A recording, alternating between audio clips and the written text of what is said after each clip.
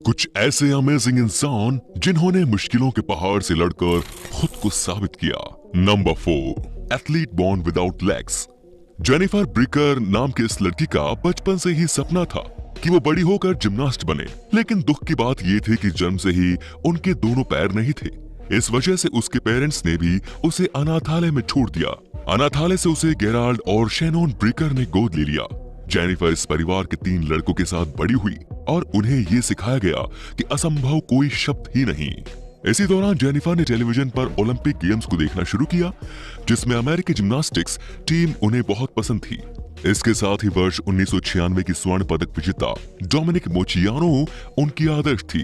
Jenny ने बचपन में ही एक्रोबैटिक्स मूव सीख लिए थे और 7 वर्ष की उम्र में उन्होंने पिता गेराल्ड के साथ ट्रैम्पोलिन पर अभ्यास करना शुरू कर दिया, जिसके बाद वे इलिनॉय राज्य की चैंपियन ट्रम्बलर बन गई।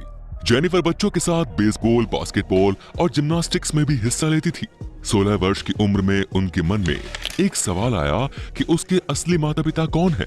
उसके बारे में जेनिफर की मम्मी ने बताया कि जिस परिवार में उनका जन्म हुआ था, उनका सरनेम मोचियानो था। जेनिफर तुरंत पहचान गई थी कि ओलंपिक स्वर्ण पदक विजेता जिम्नास्ट डोमिनिक मोचियानो उनकी बायोलॉजिकल बहन है। 4 वर्ष बाद जेनिफर ने डोमिनिक मोचियानो को लेटर भेजा। इस जानकारी के उजागर होने के बाद जेनिफर अपनी बहनों डोमिनिक और क्रिस्टिना से मिल पाई। लेकिन नए दर्शक नीचे जाकर सब्सक्राइब के बटन को दबाकर सब्सक्राइब कर लीजिए और साथ में लगी घंटी का निशान दबाकर ऑल का ऑप्शन भी सिलेक्ट कर लीजिए। Number 3, wheelchair pro body builder. Texas में रहने वाला निक स्कॉट नाम का ये लड़का जब 16 साल का था तो एक कार एक्सीडेंट का शिकार हो गया। वहां से जब इसको हॉस्पिटल में ले जाया गया तो वहां डॉक्टर ने कहा कि निक अपने पैरों पर अब कभी भी चल नहीं पाएगा। ये बात सुनते ही निक के सारे सपने चकनाचूर हो गए। लेकिन कहते हैं ना कि सपने पूरे करने के लिए पैरों में नहीं बल्कि हौसलों में जान होनी चाहिए। निक समझ चुके थे कि अब वो ना तो फुटबॉल खेल सकते हैं ना ही अन्य स्पोर्ट्स में भाग ले सकते हैं। इसीलिए उन्होंने बॉडी बिल्डिंग में ही अपना हाथ आजमाने का संकल्प लिया। अपनी सच्ची लगन और कड़ी मेहनत के बल पर वे वर्ष 2016 में IFBB डालास प्रो शो के चैंपियन बने। लोग इनको बीस्ट के नाम से भी जानते हैं। इसके बाद निक ने लोगों में बॉडी बिल्डिंग के प्रति जागरूकता का प्रचार प्रसार करने का भी काम किया और सन 2016 में इन्होंने Arnold classic pro wheelchair championship भी अपने नाम की। Number 2, the first child.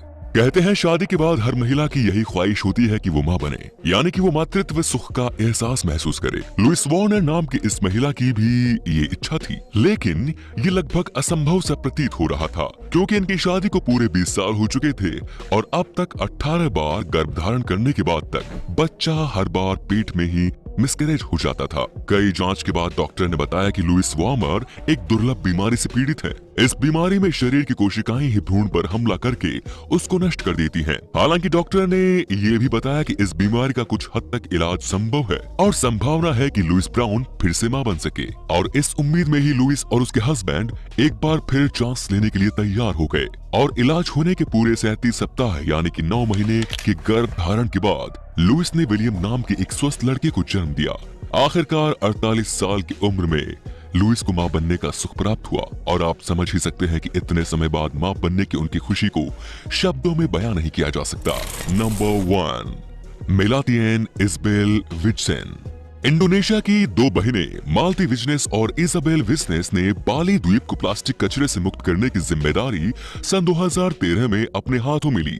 बाली द्वीप पर दोनों सगी बहनें सुबह से शाम तक अक्सर समुद्र तट को कचरा मुक्त बनाने का प्रयास करती हुई देखी जाने लगी। 12 वर्षीय मिलाती और 10 साल की इज़ाबेल ने इस काम के लिए एक कैंपेन चलाकर 1200 स्टूडेंट्स को अपने साथ जोड़ा।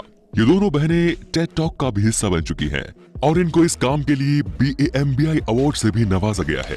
बाय बाय प्लास्टिक नाम से इन्होंने एक संगठन भी बनाया है।